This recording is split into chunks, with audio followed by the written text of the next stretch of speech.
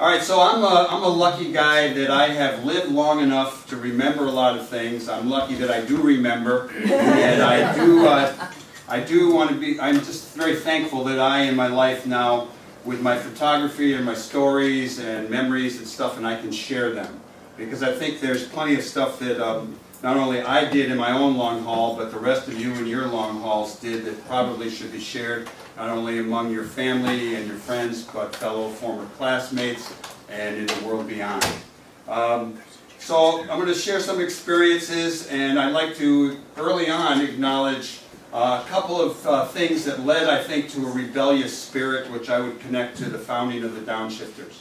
First of all, as a kid, along with my brother and a guy named Billy Schomburg and a fellow classmate, Doug Fenton, we had kind of a little group of rebellious bike riders called the Night Riders.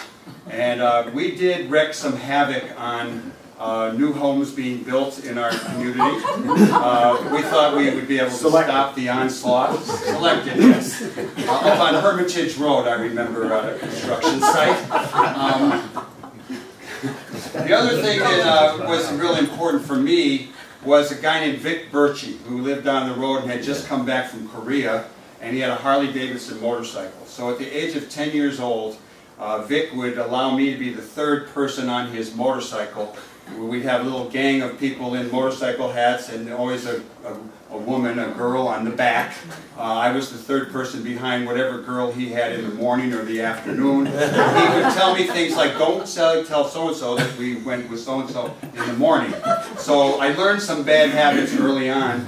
But Vic was, you know, motorcycles, all that kind of stuff was good. A lot of us, we developed a uniform that we all wore. We had, we wore jeans, and sometime if we were really checking out what was happening on the West Coast, we would take the loops off the jeans. We had our engineer boots or our jet boots. Mark Smith and I still argue whether Jimmy Dean had gold or silver buckles on his engineer boots.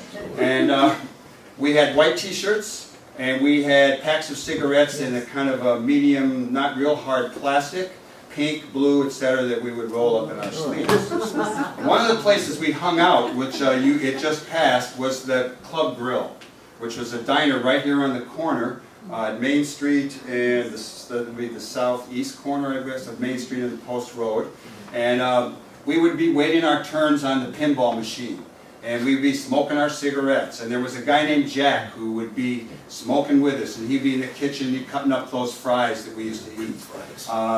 And one day, I think it was 7 of us, and I'm not sure we can include everybody who's here, we walked over to Jessup Green, just outside here, and we came together and we decided we would form a club. I don't know who picked the name, how it came to be, but we certainly all liked the sound of downshifting, particularly with glass-packed mufflers. You go down a hill. And we did a lot of that, driving around making noise. A couple other shout-outs that I want to do before I go any further is I think that those of us in the original Downshifters were way ahead on both cool and cars. I did put it in terms of class divisions I remember writing for the Stenter, no, not the Stenter, with the Staplite. What was our favorite? Staplite. Stenter came later. The Staplite, and kind of talking about how we built our own cars, and we didn't have cars like the richer kids that their parents gave them, that kind of thing. So there were early seeds of class contradiction in my development anyhow. But let me say, in thinking that we were cool and advanced, there were some younger guys in town who were ahead of, certainly of me.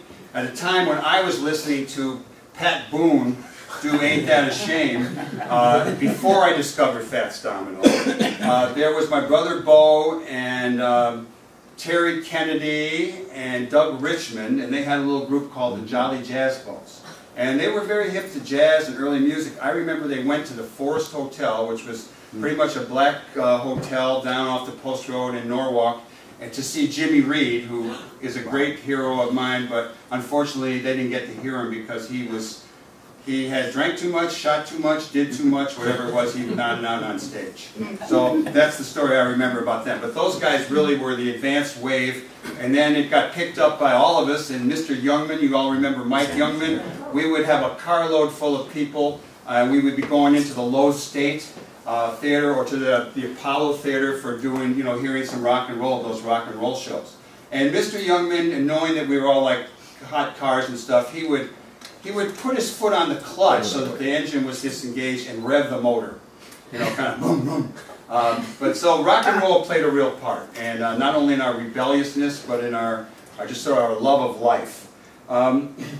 So for me, in the middle 50s,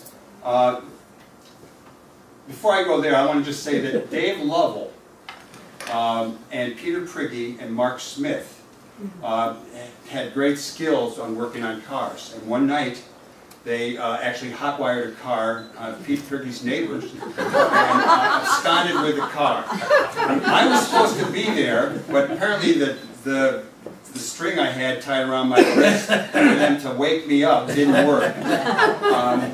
So I didn't get cracked with those other three. But Dave also was real instrumental, I think, in our formation of the club, because one summer Dave and his family went to Arizona, probably Phoenix, maybe it was Santa Fe. Went to Santa Fe, but he came back with stories about a club called the Sake Sippers. And we thought that was cool. We didn't know what sake was, but just that there were guys who had a hot rod club. So then I remember just these periods of waiting and waiting for the mail to come each month with Hot Rod magazine. And the images in those of these little roadsters and cars like this that had moon hubcaps out on the Bonneville Salt Flats, and pictures from Life magazine of late 50s of it might have been earlier, and I saw the cover of just lots of teenagers in a wild hot rod racing through Southern California somewhere. The other thing that I recall pretty well was the excitement, and still, for me, to see any car that's been modified. You're driving around and boom, you see something go by. And that extended even to just a primer on a car or on a fender.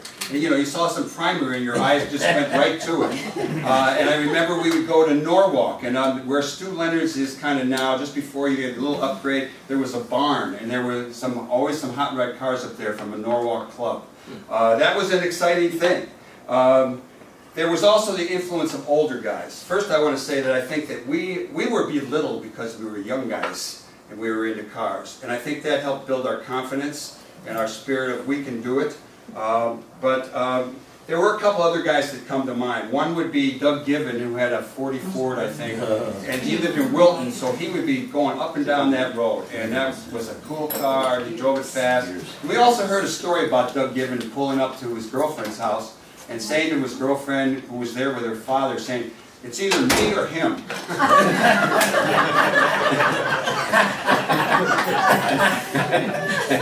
Then you will all remember the great adventure of Mike Katz. He had a 48 Chevy, I believe, it was white with red flames. And he was selling tickets to, I think, Twin Peaks or someplace up in Evanston. He was going to set it on fire and drive it off a cliff. And you had to buy a ticket. And that only lasted as long until Mr. Lorenzo, was that his name? Yeah. Lorenzo. Nice guy. Got wind of it, and so it did not happen. Okay, so the club actually, before the Downshifters came to be, the YMCA had put together a car club at Nash's warehouse. And there were a number of us, including there's a shot of myself with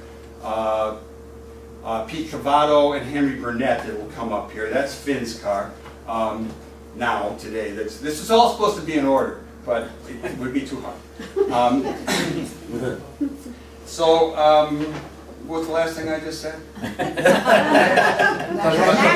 Talking about Cavoto. Yeah, we would work on the car, like this old Packard, the 12-cylinder Packard, once a week. But we were into more than just working on cars. We were into how we looked. we were into the music, we were in the idea of a club, we were in the idea of drag racing. So after we met on Jessup Green and we set up we're going to found this club, the YMCA, and I want to just, without going into too much, I'm really grateful to this town for the support they gave us. They took, you know, this hot rodding spirit, and they kind of channeled it. They kind of co-opted us in a lot of ways. But not only the YMCA, but we also had, certainly for me, the Congregational Church. There was a lot of support in the town. I remember when we were young for the new United Nations and those kind of ideas. There were people who just really were helpful. And a guy named Bill Etch, who had been a school teacher in Greenwich and I believe had a nursery school. He was also the guy who ran the docks down at the harbor. He, through Frank at B&G Army Navy store, where I had a job for a while, got to know him. He became the club advisor, and he was he was really good and very supportive. The YMCA not only sponsored us, but they provided us with a garage. And that garage was the Rotary Pavilion at Camp Mahakino. Now my earliest recollection of... What year are you talking about? I'm in 57. The club starts in 56, so it's 57, 58. We're right there now. And I will, at the end of this, I'll get to 1960 and tell another story. But we spent a lot of time in the Rotary Pavilion. We cut out the doors so that they opened up. We could bring cars in there. But before we even had cars in there, my fondest memories are of, and they kind of go together, was of Peter von Schmidt, or Eric von Schmidt. No, Peter. Eric, the younger one, the dad. Peter von Schmidt. Eric. Okay, Eric von Schmidt in full Lakota regalia, talking about these warriors of the plains and the Sioux. And I remember just being, wow, this is something else. I also remember my really mushy tomato mayonnaise sandwiches that my mom made, which I really liked. We spent a lot of time there. We would drink coffee and eat donuts. Probably we drank a little beer. It was before the days of weed for us. And we also, I remember we were there the night that the Soviets had sent the Sputnik into space. And our kind of, maybe our guided or misguided patriotism at that time, we were totally freaked out that the Russians were beating us. And remember that, you all will remember a year or two earlier, we were hiding under desks, thinking we were going to get bombed. So that all that kind of training. So we had great fear of the Soviets at that time. And I won't go into too much, but you can all check out that movie. I had led, remember that TV series, I Led 3 Lives? Where the guy was a kind of a communist spy, and he was a regular guy, and he had anyhow, there was a lot of that around to make us have great fear of other people in the world. We used to skip school a little bit sometimes. The most historic occasion, if that's maybe some of you who weren't downshifters, it's the day that there was a snowstorm and we all went to Portchester and then tried to come back. And we tried to get back, we came back to school a little bit and everyone was writing inclement weather. And I remember, what does inclement mean?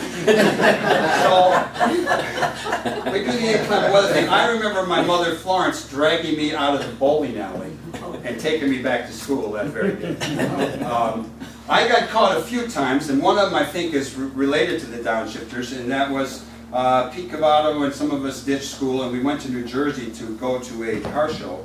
And when I came back the next day, I brought a note in from my mother, and the assistant to Mr. Lorenzen, Mr. Thompson, he called my mother because I had misspelled Florence.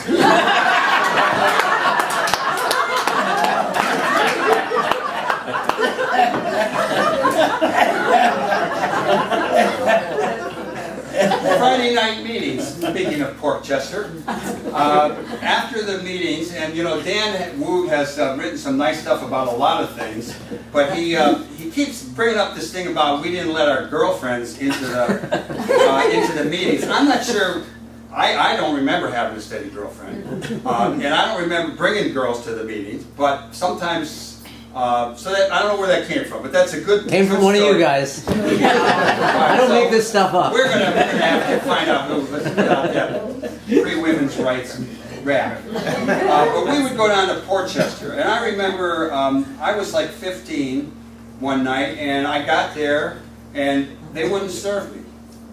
You know, you had to be 18, but they carded me. But in the corner was my 13-year-old brother. 11 empty Had a beard on. And there are other stories about Portchester, but we'll save them for another time. And sometimes people went to Vista, although I don't remember going there very much. Maxwell. So we all were out drinking and partying, the youngsters here. We used to also go to the drag races, and I confess to have never been on a drag strip and actually run that quarter mile. But that came later in the Downshifters. But we did make these long treks up to Charleston, Rhode Island, at the Naval Air Station there, and we had white coveralls. We had, of course, our engineer boots. We had our National Hot Rod Association patch. I don't remember if we had downshifters on the back or not. But we had, we all smoked Habit Tampa cigars, those little wooden tips. And I actually had met at there was a Saugatuck Schools benefit clam bake every year at the Compo. And I met a guy there one night. I remember Max Kaminsky, the trumpet Dixieland guy, was playing. And I met this guy who turned out to be the editor of a magazine called Rodding and Restyling, and that magazine pops up here as well as an article. So they did an article on our clubs about our safety checks over at the Famous Artist, where Mr. Dorn was real supportive. Let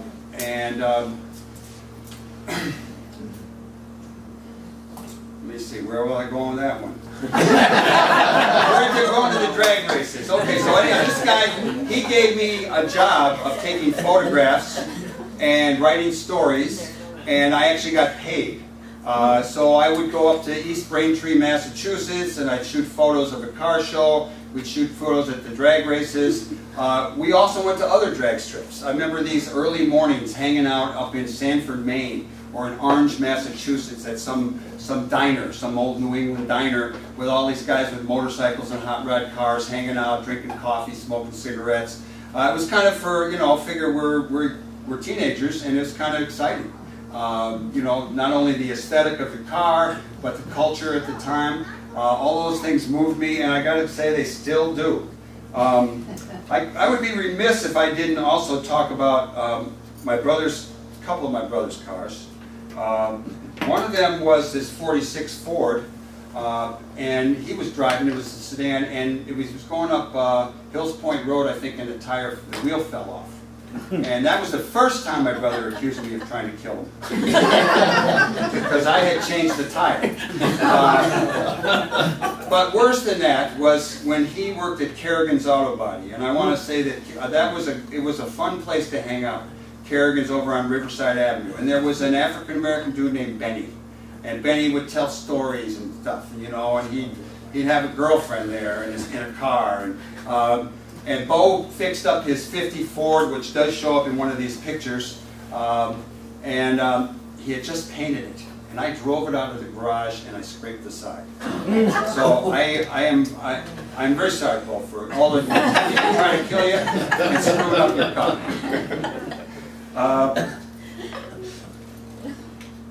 I think that somehow whether we were sincere or not, we were a little goody-goody.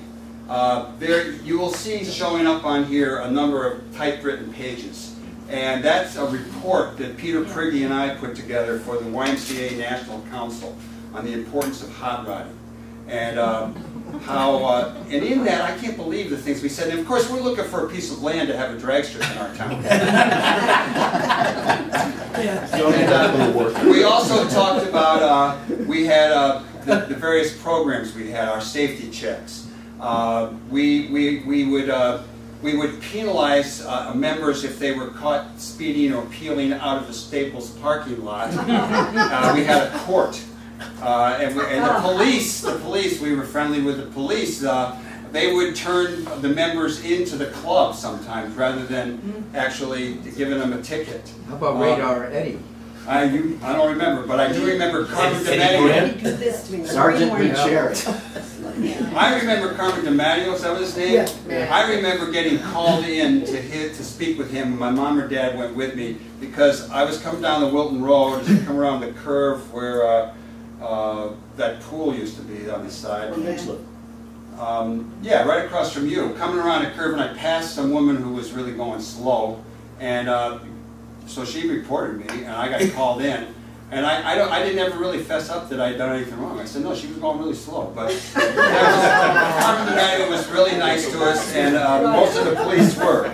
But we, you know, I kind of tried to talk about our rebellious spirit. That was always present, even though we were trying to be good. Remember, we used to give tickets to commuters for going too fast, and we were photographed. When I talked about developing our rebellious spirit, I left out a couple of things, and one of those was the influence of the Revolutionary War on all of us, and the talk of that. And I also remember, which I'm bringing this up because I don't think people even know who he is today, but John Brown. I remember walking down the Wilton Road at one period in our life, and we're singing "John Brown's body lies moldering in the grave, but his soul goes marching on." And if anyone really is looking to make a film, I think that would be a great film to have a modern version on John Brown, because we are in that time in our life with a lot of that stuff connects, you know, from the 1860s and all the way to today. We got similar issues. So I just wanted to share that. I've talked about being goody-goody. I've already talked about our support from our parents. One of the things that speaking of the goody-goody concept, I think that it's ironic that we were given an award by Parents Magazine as one of the 14 outstanding youth groups in the country. And so someone, there may have been an editor from Parents Magazine living close by. But yes? Excuse me though, wasn't that the Downshifters the reason Mark was sent to Tilton? Probably. Probably. Didn't his father read the article? But I remember Mr. Rask, was that his name? Yes. He was the guy who had to give us the award. And there is a program from that keeps showing up in here. So we were one of the 14 outstanding youth groups. I think that I would like to just share with you now what happened to me and kind of ended my career in the Downshifters. But I'll say that before I share this story that I wrote with a picture of my car, I want to say that we did grow up in a time here of hope and optimism and change. And we were coming out of the McCarthy era when those of you who, everyone knows about the Red Scares and, you know, what happened to people in Hollywood, etc. We were in a time that, you know, after the Second World War, with an expanding economy and expanding rights for people, that was really important. We were right in the crux of that, or whatever how you would put it. And I think that probably most of us, no matter what our political persuasion, have values that we gleaned in those days from our life here in Westport, and I'm grateful for that. So with that, I'll say, long live the Downshifters, roll on, brothers and sisters. But I'm going to share a story. I got permission from Charlie that this would take about 3 minutes. I've sold my restaurant. I'm working on some books. I'm doing a lot of work with my old photos. And a guy from the Rag blog in Texas asked me to flesh out a story that I had taken a picture of, and that got me to writing. So, and one of these things I wrote about was California or Bust, 1960. And this it involves myself and Buzz Willauer, who has that beautiful 32 Ford that's in here. So here it is. I'm going to read it. The night before I left for my post-high school graduation summer job at Libby, McNeil, and Libby Cannery in California, I went to see Psycho with my high school sweetheart Sue Long from Norwalk. Even after a good amount of hugging and kissing goodnight, I was still scared shit. The next morning, Buzz Willauer, a fellow Downshifter club member, and I leave our Connecticut homeland and head west. We roll through the exhaust-filled tunnels of the Pennsylvania Turnpike, and love the raspberry ice cream at the Howard Johnson's. We're riding in my 1940 Hot Rod Ford with California or Bust written on the trunk. It's very hot rolling across Ohio, Indiana, and into Illinois. No AC then, and the 53-year-old's engine sends heat fumes through the floorboards. By late afternoon, we're at Lake Forest College for a friendly meeting with the admissions director, a guy named Mr. Gilmore. Then we head down Route 66 and cross the Mississippi at St. Louis on the old Chain of Rocks Bridge and race ahead at sunrise as we roll through the Ozarks, passing signs for Merrimack Caverns and slogans on signs at regular intervals that culminate with a Burma Shave sign. We stop now and then at Stooky's restaurants and Texaco gas stations. The Ford's been overheating, and we stop at a gas station in Joplin. This is a little inaccurate. I think it was Springfield, so this next line doesn't really, but it's near Joplin, Missouri. We stop at a gas station in Joplin, Missouri, home of Mickey Mantle and Langston Hughes, his birthplace, and the scene of both striking miners blocking Route 66 in the 50s and Bonnie and Clyde stick-ups in the 30s. I'm unscrewing the radiator cap as Buzz comes bopping over with a, "What's happening?" The cap shoots off, and the boiling liquid explodes, hitting Buzz in the face. The last time I saw Buzz, he was in a hospital bed all gauzed up. The hospital was cool, breezy, and white on a hot Missouri Wednesday. Time for me to go. I've got to go, got to get to my job. My dad got me through his contacts, my grandfather's cohorts at Billy McNeil and Libby. It starts on Monday morning. I take the Will Rogers Turnpike to Oklahoma City.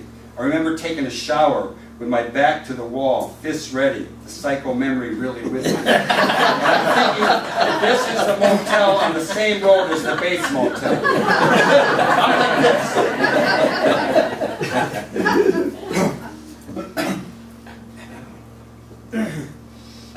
Thinking about the scariest of flicks, it was. I get some work done on the Ford's radiator, then head west through Amarillo and the Texas Panhandle and into New Mexico. I pass through a crossroads with the town of Shacks, my first contact with an Indian reservation. And along the way I pick up a hitchhiker, a southern kid, who is heading to San Diego to join the Marine Corps, something I will do briefly in a couple of years. That lasted a very short time. I let him off when I turn left and head southwest for Las Cruces in Tucson. I drive through the night and I welcome the trucks, feeling a sense of camaraderie out on the lonesome highway when they are present, following them closely, letting them pull me with their draft. I like the Campbell 66 Express with its cartoon camel and the words, "Pumpin' to please." With the sun coming up on Friday morning, I'm in White Sands, New Mexico.